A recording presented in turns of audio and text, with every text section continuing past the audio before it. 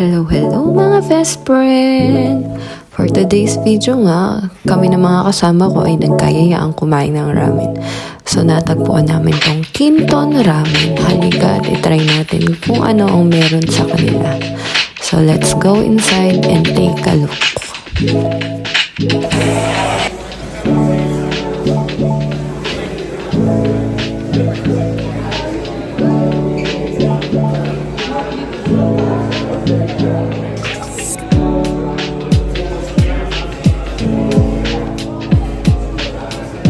Sa dula daw ni Eds. Daw na daw.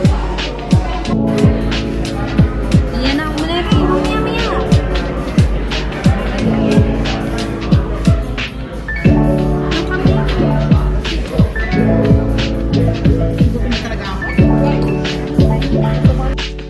So yun nga, as you can see sa mga video, ang in-order namin ay miso ramen. So yun, masarap naman siya, and then nag-order din kami ng gyoza at karaage kasi nag-crave kami ng mainit na sabaw ngayon. Medyo lumalamig na din kasi dito sa Canada. So patapos na yung summer at papunta na tayo sa autumn. So medyo malamig na.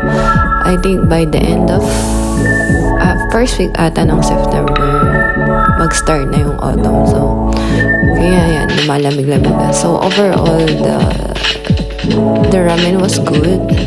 Hindi siya ganun ka-authentic, pero masarap din naman. So yun lang naman yung aming experience dito sa Kinton Ramen. So by the way, if you would like to try it, dito po siya sa bandang Montreal. So yun, try nyo din yung mga nag-crave ng ramen.